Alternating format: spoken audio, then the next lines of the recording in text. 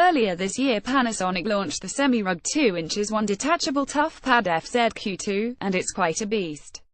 A 12.5-inch Windows 10 tablet sits in a sizable, rigid chassis, while the keyboard section has an extremely solid connector and is itself chunky and robust. These aren't criticisms, merely observations. The whole point of the Toughpad FZQ2 is to meet the needs of businesses requiring 2" 1 functionality in a system that can handle a range of demanding situations. The semi-rugged 12.5-inch Toughpad FZQ2 comprises a 1.09 kg tablet and a detachable 840 grams keyboard. It's powered by a Core M5 vPro processor with 4 GB of RAM, integrated graphics and 128 GB of SSD storage. Images Panasonic. The tablet is designed to handle drops from up to 76 cm 2.5 feet and has a magnesium alloy chassis plus a tough rubberized band around its edges. Panasonic's spec sheet mentions pending MILSTD 810G certification and an IP5X rating. The latter signifies dust protection 5 but no waterproofing X, although the keyboard is described as spill-proof. There's a relatively generous screen bezel, and the whole thing is quite large for a 12.5-inch tablet, measuring 340 mm wide by 220 mm deep by 19 mm thick.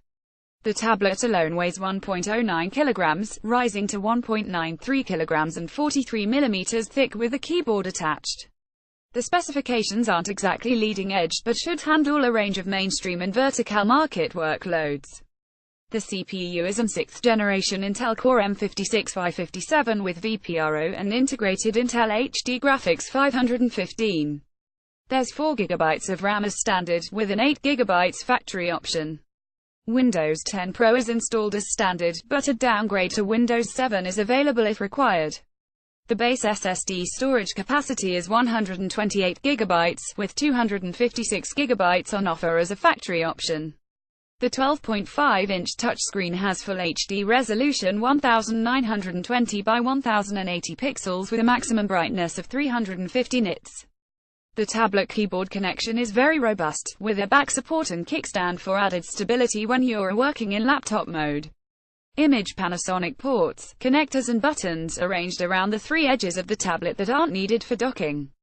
The buttons are recessed into the upper long edge, are quite small and may prove tricky to get at with a gloved hand.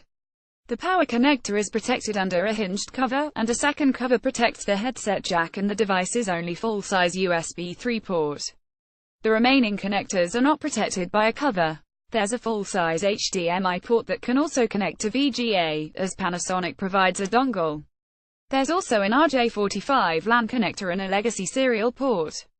You'll find a microSD card reader under a cover on the base, which is also the location for the optional 4G LTE module's SIM card slot. A stylus sits in a slot on the upper right corner of the tablet. It's a relatively basic chunk of plastic with a large, soft nib that can be used on screenwriting, drawing, and general navigation. It's not powered, and lacks the pressure-sensitive features of more sophisticated styluses.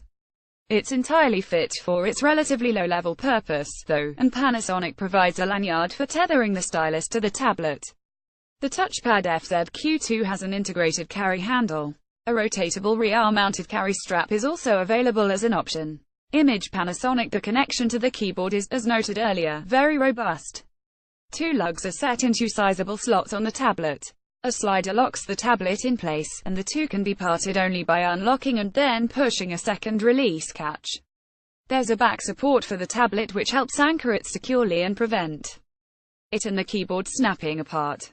A small fold-out kickstand helps to provide stability in laptop mode, preventing the top-heavy tablet section from tipping over when you tap at the touchscreen. The keyboard's keys are large and responsive, but the touchpad is on the small side. Panasonic claims 9 hours life for the system's single non-removable 4860 mAh battery. Panasonic's Toughpad FZQ2 is more about semi-ruggedness than a cutting-edge spec. It's certainly tougher than your average 2" 1 detachable, but the price starting at €1,995 reflects that, as you'd expect. Read more reviews. Essential phone review. Lovely titanium and ceramic with potential for greatness. The Essential phone was a tough sell at $699, but at $499 it is compelling. It offers flagship specs with lots of potential, but there is some risk in a startup launching its first phone. Elephone S8 Hansen, a solid, nonsense phone for business users. The Elephone S8 is a tri-bezel-less phone with a huge screen and a gorgeous glass back that is great for consumers and business users. Acer's VivoBook S15 S510UQ review. Attractive price and core spec, but battery life is a worry. The 15.6-inch VivoBook S15 offers a Core i7 CPU and a discrete GPU in a compact chassis, but some trade-offs have been made to achieve its competitive price point.